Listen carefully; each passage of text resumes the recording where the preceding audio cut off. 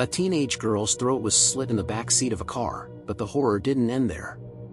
Her killer pulled out his phone, took pictures of her body, and plastered them across the internet for the world to see.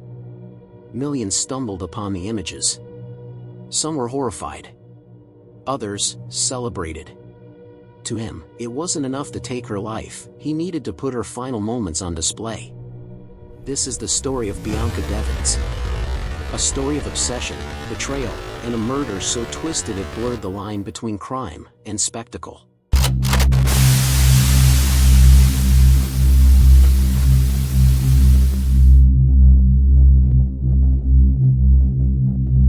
It was a quiet summer night in Utica, New York. The kind of night where the world feels calm, ordinary, and safe. But on July 14, 2019, that illusion was shattered. A teenager's life was cut short, and the crime that unfolded would spill far beyond the streets of Utica.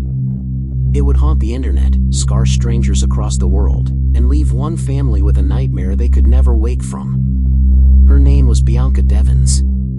17 years old. A girl with soft pastel-colored hair, an artistic soul, and a quiet dream of studying psychology. To those who knew her, she was more than just a face behind a screen. She was thoughtful, creative, sometimes shy, sometimes outspoken. A daughter, a sister, a friend. But Bianca was also a teenager trying to find her place. She struggled with depression, anxiety, and the weight of feeling misunderstood. Like many young people, she found comfort in online spaces, communities where she could share her artwork, her thoughts, her sense of style. It wasn't fame she was after.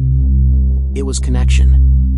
And that's where the danger began. Because in those spaces, you never fully know who's on the other side of the screen. For Bianca, one of those people was Brandon Clark. To Bianca's family, Brandon seemed harmless.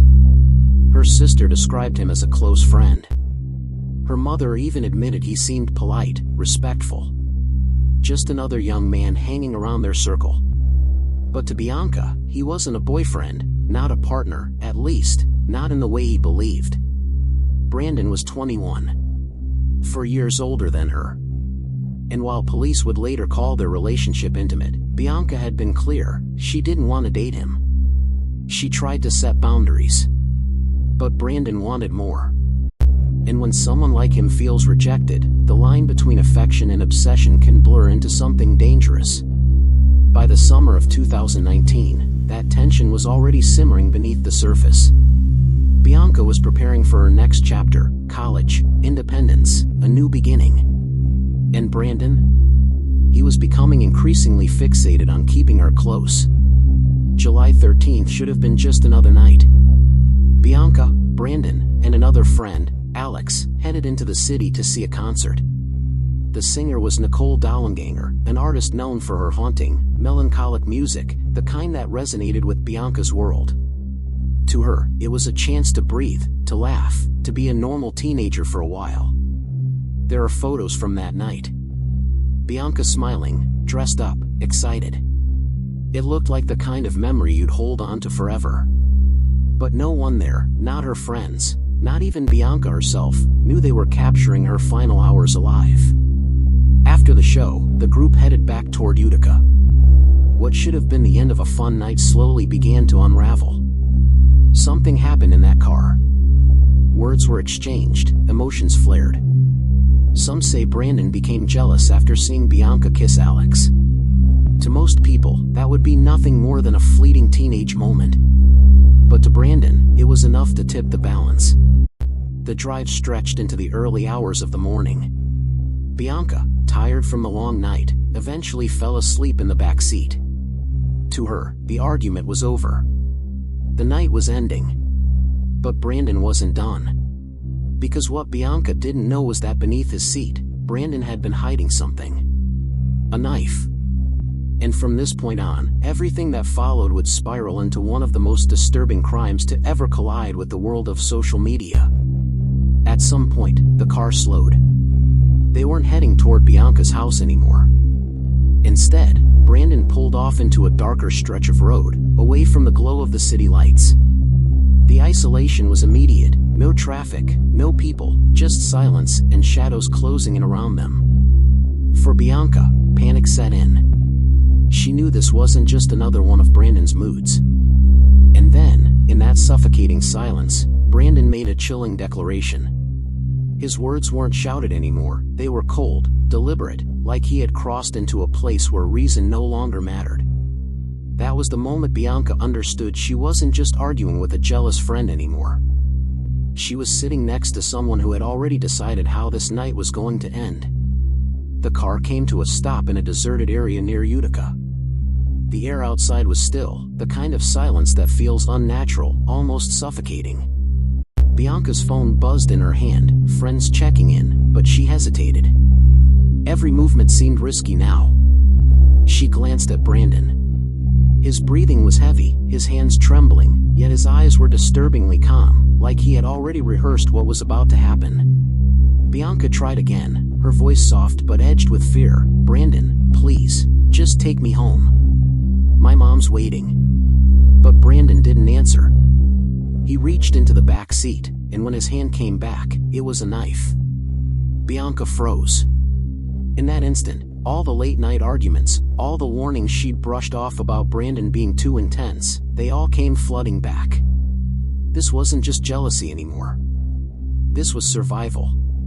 She tried to open the door, but Brandon grabbed her arm, pulling her back with a force that made her cry out. The struggle inside that car became frantic, Bianca fighting to push him away, Brandon overpowering her with the weight of his obsession. And then, in one horrifying moment, everything shifted. Brandon lashed out. The knife caught the dim reflection of the dashboard lights before it plunged forward. Bianca's scream pierced the silence, but there was no one out there to hear it.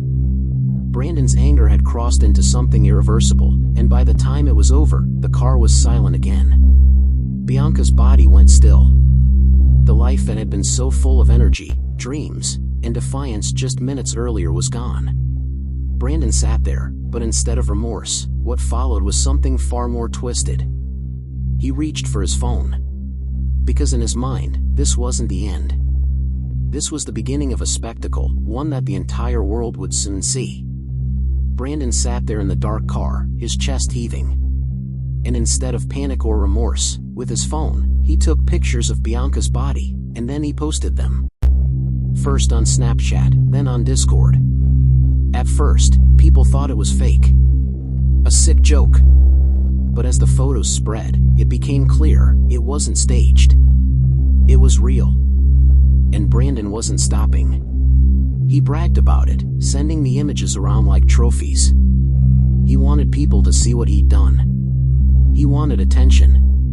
Meanwhile, Bianca's phone was still buzzing. Her mom was calling, her sister Olivia was texting. They were worried, she was supposed to be home. And then, the screenshots started reaching them. Olivia was just 14 years old when she opened her phone and saw her sister's murder. Not through the police, not through a knock on the door, but through an app. Their mother, Kim, saw them too. Imagine waiting for your daughter to walk back through the door, only to see her face in photos that no parent should ever have to see. For the family, it was unbearable. And online, it was spiraling out of control. The images were being copied, reposted, spread across platforms. Strangers who didn't know Bianca were now looking at her final moments. And while the family was breaking apart, Brandon kept posting, kept talking, as if killing Bianca wasn't enough. He wanted her death to be a performance, one the internet would never forget. By the time police were alerted, it was already too late. The damage was done.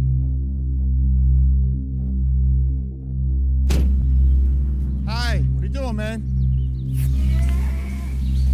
93. Gentleman just sliced his throat. EMS right away. The female in the car? Put the knife down, man. Put the knife down. Where's the girl? I don't got a knife, you Where's the girl? Where is she? right here. 93, we got a scene over here. Send some units here. The female's under some sort of tarp, I'm not sure. Bianca's murder wasn't just a crime scene anymore, it had become viral. The weeks leading up to Bianca's final night revealed the uneasy duality of her life. On one side, she was the adored older sister, the thoughtful daughter, the creative soul who longed for independence. On the other, she was a teenager caught in the whirlwind of internet attention, where admiration and obsession blurred into dangerous territory. Brandon Clark had been part of that second world. A man 5 years older, hovering on the edge of her life. He wasn't part of her inner circle, but he lingered, persistent, always available, always watching. Some of Bianca's friends thought of him as harmless, just another young man infatuated with her, someone she tolerated more than she cherished. But Clark thought otherwise. In his mind, Bianca wasn't just a friend or casual acquaintance, she was his chance at something more. Bianca never promised him a relationship. What she gave, if anything, were crumbs of attention, moments of casual conversation, late-night texts, rides to and from events. To her, it was surface level. To Clark, it meant everything. And behind his quiet demeanor lay something Bianca couldn't have predicted, a deep resentment that she didn't feel the same way. Before the night of July 13, 2019, that Bianca attended the concert in Queens, New York. She had been buzzing with excitement for weeks, posting about it online, making plans with friends. Music was her escape, her refuge. She loved the thrill of losing herself in the energy of a live show, surrounded by strangers who shared her passion. It was her way of stepping outside the weight of her small-town life. Clark went with her. Not because she asked, Bianca's plans for the night were her own, but because he offered himself as her ride. For Bianca, it was convenient. She was 17, without the freedom to drive herself long distances, and Clark was willing. To him, it was more than convenience. In his mind, this was a date, proof of their closeness, a night that could change everything. At the venue, Bianca drifted into her own world. She met up with friends, people who shared her interests more closely than Clark did. Laughter, photos, inside jokes, Bianca shone in those moments, her attention divided, her joy shared with others. Clark watched from the sidelines, his smile tight, his patience thinning. To Bianca, it was a night of fun, fleeting and vibrant. To Clark, it was rejection. The sight of her laughing with someone else, a young man closer to her age, sent his thoughts spiraling. His fantasies of being the center of her world collapsed into anger, humiliation, and betrayal. The more she ignored him, the more dangerous the night became. By the time the concert ended, Clark's mind had shifted into something dark, a place from which he would not return. He offered to drive Bianca home, as planned. She accepted, unaware of the storm brewing inside him. For her, it was still just a ride. For him, it was the final act in a story he believed he controlled. As the truth sank in, grief was matched with rage. For Bianca's loved ones, it wasn't just the loss, it was the violation. The internet, which had given Bianca an outlet for her creativity, had now become a cruel mirror, replaying her final moments for the world to see. And yet, behind that horror, there was another pressing question. Who really was Brandon Clark? What could drive a young man, just 21 years old, to turn a summer night into an irreversible nightmare? That answer would come in fragments, through his past, his obsession, and the disturbing path that led him straight to Bianca Devins. On the surface, he didn't look like a monster. He wasn't the type of figure you'd expect to inspire fear. To neighbors, he was quiet. To Bianca's family, he seemed polite, even helpful. He had a job, a car, and from a distance, the trappings of an ordinary young man. But beneath that mask, there was something darker, a festering need for control, and an ego that couldn't bear rejection. Clark grew up in Cicero, New York, just a short drive from Utica. His childhood wasn't free from turmoil. Reports later revealed a home marked by dysfunction and abuse. His father had once held his mother at knife point during a standoff with police. Violence, manipulation, and control were patterns Clark learned early. But instead of breaking free from them, he absorbed them. By the time he was 21, Brandon Clark had constructed a fragile sense of identity, one built not on who he was, but on how others perceived him. To friends, he could be charming. Online, he curated an image of someone confident, successful, in control. But behind closed doors, his insecurities bled through. Rejection, especially from women, wasn't something he could tolerate. When he met Bianca, she was only 16. She had her own struggles, her own vulnerabilities. But unlike Clark, she wasn't manipulative, she was searching for connection, trying to navigate the confusing line between friendship and something more. To her, Brandon was a friend. Nothing more. But to him, her very existence became a lifeline, an obsession. The cracks in Clark's facade started to show in the months before the murder. He often presented himself as the devoted companion, driving Bianca places, showing up for family events. But behind the gestures was resentment. He wanted control. He wanted Bianca to belong to him. And when she didn't, that resentment turned to rage. Investigators later uncovered chilling evidence of just how premeditated his violence was. On his phone, they found notes, internet searches, even a playlist he listened to in the hours before killing Bianca. He had planned it, not down to every detail, but enough to know what he wanted to do if she didn't choose him. And that night, after the concert, when Bianca dared to show affection to someone else, Clark snapped. His fragile ego collapsed under the weight of jealousy. For him, it wasn't just a kiss. It was humiliation. That humiliation became murder. And yet, in Clark's mind, even that wasn't enough. Killing Bianca wasn't just about ending her life, it was about preserving his control. About making sure the world saw what he had done, and felt the shock he wanted to inflict. Posting those photographs online wasn't an afterthought. It was part of the plan. His way of saying, if I can't have her, no one can, but everyone will remember me.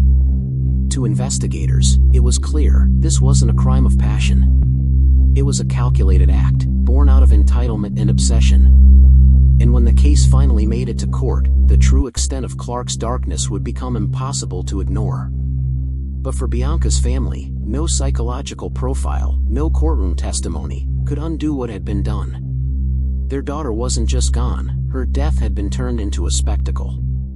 And now, as the justice system prepared to confront Brandon Clark, they faced a new battle, keeping Bianca's memory alive, beyond the horror he had created. The courtroom was cold, sterile, like all courtrooms are. But for Bianca's family, stepping into that space was like stepping back into the nightmare they had been trying to wake from since July 14th. On one side sat Kim Devins and her family, clutching photographs of Bianca, wearing her favorite colors in silent tribute. On the other sat Brandon Clark, the man who had stolen everything from them. He looked smaller in that room, no longer the self-styled figure of control he had tried to present online. Dressed in a prison jumpsuit, shackled and subdued, he was just a man. But that didn't make the horror of what he had done any less real. The prosecution wasted no time laying out the case. They showed the jury Clark's internet searches, the evidence found on his phone, the notes and images he had prepared in the hours leading up to the murder. They played audio recordings of his 911 call, where he admitted to what he had done, his voice disturbingly calm. And then came the images, the ones Clark had spread across the internet. The court shielded the jury from the most graphic details, but everyone in that room knew what they represented. It was the evidence of not only a murder, but of a deliberate, calculated desire to humiliate Bianca even in death. Clark, when given the chance to speak, put on a performance of remorse. He apologized. He cried. He claimed he didn't know what came over him, that it was jealousy, that it was a mistake. But his words rang hollow. For Bianca's family, there was no remorse in his actions, only control. Every tear he shed seemed rehearsed, every apology another attempt to make himself the center of attention. When Kim Devins stood to give her victim impact statement, the room shifted. Her voice shook, but her words cut sharper than any knife. She described Bianca's laughter, her dreams, the way she lit up every room she entered. She spoke of the silence in their home now, the empty chair at the dinner table, the birthdays that would never be celebrated. And she spoke, too, of the horror of having to live with the knowledge that strangers all over the world had seen her daughter in the most vulnerable, brutal state imaginable. She looked at Clark directly. "You took more than her life," she told him. You tried to take her dignity, her memory, her place in this world. But you don't get to have the last word. She does. It was a moment that pierced the air, leaving even the judge visibly shaken. In March of 2021, Brandon Clark was sentenced to 25 years to life in prison. For Bianca's family, it was justice, but not peace. Nothing could ever be enough, not when the wound ran so deep. Yet even in the shadow of Bianca's death, her loved ones refused to let Clark's crime define her legacy. They fought tirelessly to have her remembered not as a victim, but as a young woman full of promise. They lobbied for Bianca's Law, legislation aimed at holding social media platforms accountable for the rapid spread of graphic and violent content. They spoke publicly about Bianca's life, her art, her spirit. Slowly, the narrative began to shift. Bianca Devins was no longer just the girl whose images had been shared against her will. She became the face of resilience, a reminder of the dangers of unchecked online spaces, and a symbol of how even in the darkest stories, love can fight to reclaim the light. But for those who knew her best, the fight isn't over. Because behind every news article, every courtroom headline, and every speech about justice, there is still the quiet reality of grief, the empty bedroom, the echo of laughter now silenced, the future that will never arrive. And that is the true horror of Bianca's story. Not just the crime, not just the cruelty of one man's obsession, but the ripple effect left behind. A reminder that monsters don't always look like monsters. Sometimes, they look like friends. And sometimes, the danger doesn't come from the shadows. It comes from the person sitting right beside you,